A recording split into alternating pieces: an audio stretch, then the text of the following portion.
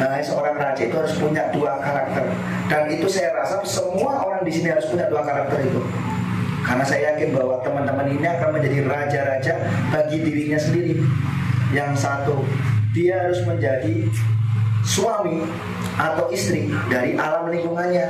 Maka orang raja dulu harus punya dua karakter, yaitu Bumipati dan Patrapati. Bumipati itu adalah bagaimana dia menikah dengan alamnya, menjaga alam, meneruskan kontinuitas bagaimana alam ini terus selaras dengannya. Yang kedua adalah Patrapati, masyarakat menjadi istrinya. Makanya seorang raja itu harus menikah dengan rakyatnya. Agar apa? Untuk melindungi rakyatnya.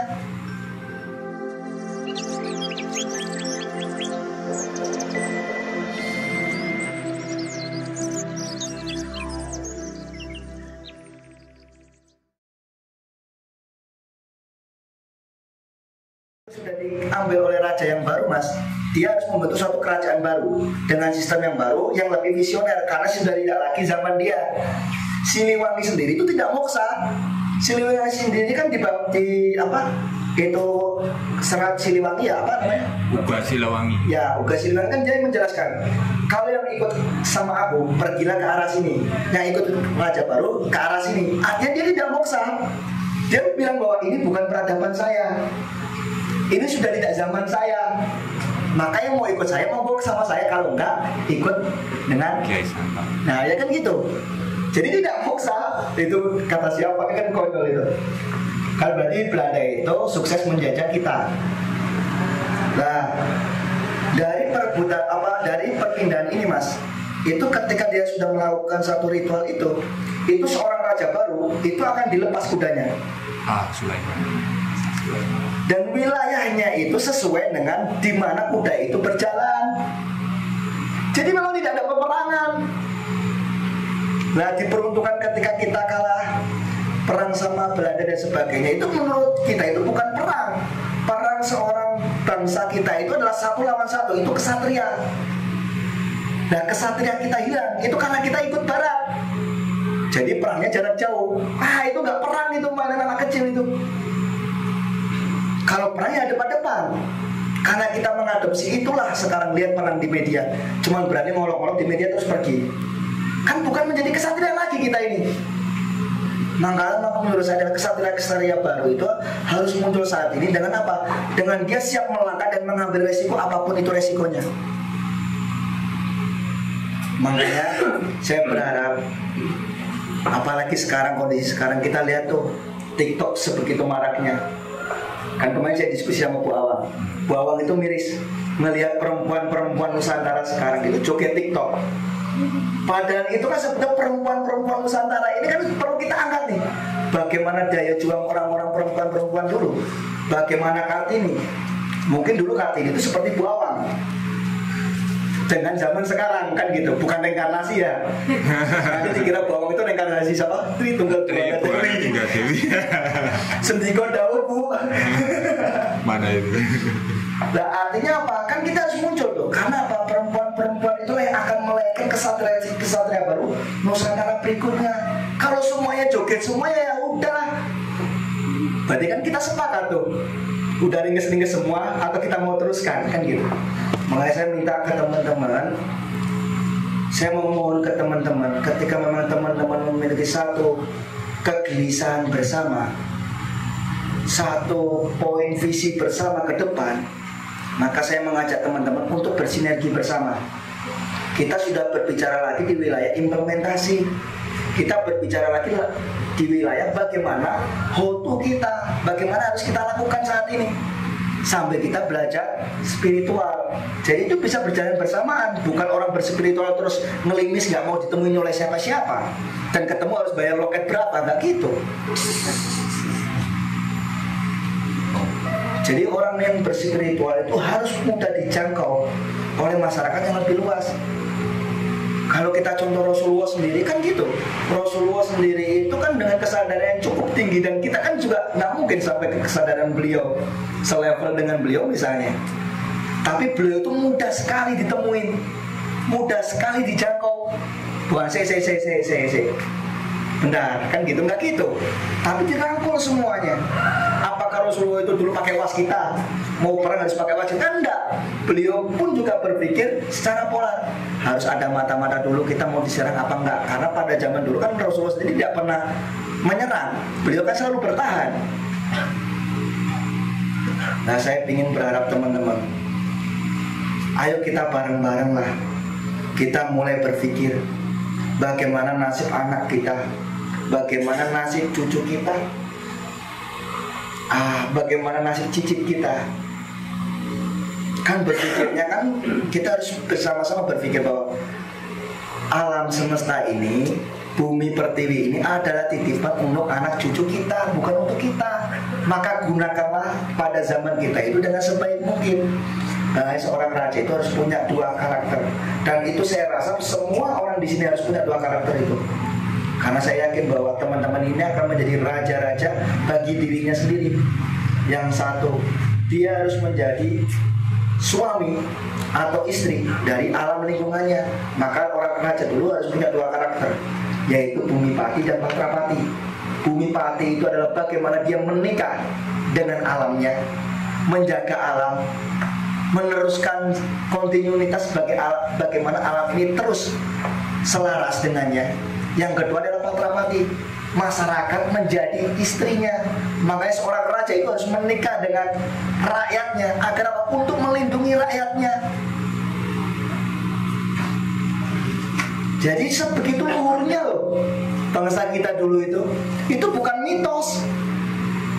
Makanya kalau ada yang masih bilang mitos itu di barat, maka kita harus tunjukkan bahwa di timur itu semua pernah terjadi di sini. Dan ayo kita buktikan bersama bahwa Nusantara ini adalah bukan peradaban yang rendah, tapi peradaban yang mampu menampung semuanya dan menciptakan suatu tatanan baru hingga seluruh dunia ini semakin damai lagi.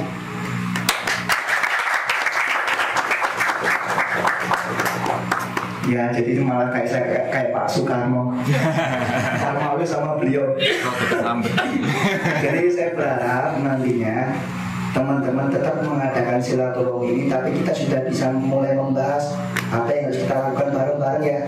Karena tidak bisa sendiri. Makanya saya tidak ingin itu harus pakai S kata guru saya. Jadi harus muncul kesatria baru. Jadi kan kasihan kalau sendirian, maka semuanya harus menjadi kesatria.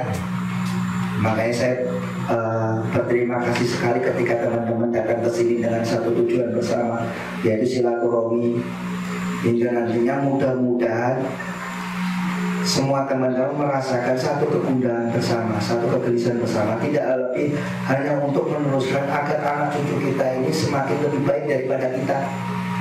Walaupun toh itu seolah-olah tidak mungkin, yang penting kita sudah berjalan. Walaupun toh kita tidak menikmatinya, tapi mudah-mudahan itu menjadi amal ibadah kita yang nanti akan dirasakan oleh anak cucu kita. Kan itu yang selalu dipikirkan oleh leluhur kita. Mungkin itu Mas yang bisa saya sampaikan. Mudah-mudahan itu bisa merangkum sampai manfaat untuk peradaban berikutnya. Terima kasih Mas Heri.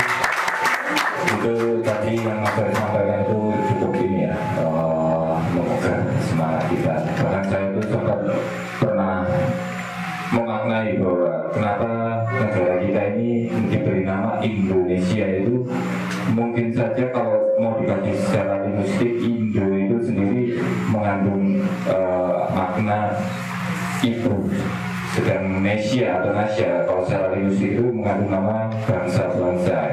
Indonesia ini jadi ya tempat di mana kita menerima semua perbedaan yang menciptakan bangsa-bangsa itu tadi. Tapi di situ juga dibutuhkan satu usaha ya Mas ya, untuk bisa menjadikan itu nyata. Dan mudah-mudahan harapan dahulu kita Indonesia jadi mercusuar dunia itu benar-benar bisa terjadi. Nah, ini kita menjelang ada penutupan acara. Saya ingin DWD memberikan ininya sedikit untuk sebagai penutup. DWD sebagai penutup. Monggo. Terima kasih Bapak Ibu sekalian, yang tahu hormati, tahu tersenani, Bu Awang dan teman-teman semua. Sebagai closing statement ya pada ini ya. Sekali lagi kami, saya pribadi khususnya aturaken sembah nuwun lanjut pangapunten sedaya kalpatan Saya akan bacakan saja poin-poin dari buku Becoming Supernatural yang saya kira bisa merangkum ini semua di halaman 364. Kita perlu disiplin adalah untuk satu, biarkan kesadaran Anda menunggal dengan kesadaran yang lebih agung. Dua, berpasrah lebih ke dalam cinta yang cerdas. Tiga, percaya pada yang tak diketahui atau tangkano dinayo ngopo, percaya kepada Gusti. Empat, terus memasrahkan aspek dari diri yang terbatas untuk bersatu dengan diri yang lebih agung. Kita adalah satu jiwa. Hilangkan diri Anda dalam nothing atau suwung untuk menjadi everything. Kita adalah satu dan segalanya. Santai, relax di lautan energi yang tak terbatas. Tetap bersukacita, bersyukur, terus menyelam lebih dalam kesatuan, dan terus lepaskan untuk tidak terikat kepada hal-hal yang sifatnya duniawi. Dan setiap saat senantiasa sadar menikmati dalam kekinian di saat ini dan di sini. Mekaten ingkang saged kawula aturaken, dan langkah kita ini kalau menurut para leluhur adalah lampah memasuk malaning bumi, mangasah minising bukti, anggrasto dur angkoro.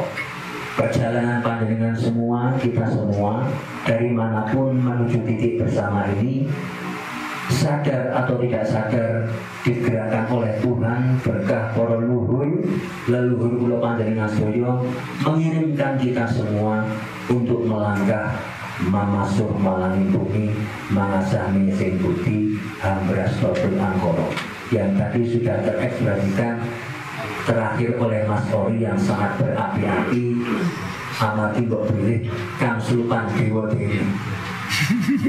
Alhamdulillahirabbil alamin. Dan terima kasih Mas Jai. Oh ya. Baik, ini kita nyanyi bareng-bareng, membuat rasa syukur kita semakin tinggi kepada bangsa ini. Indonesia tanah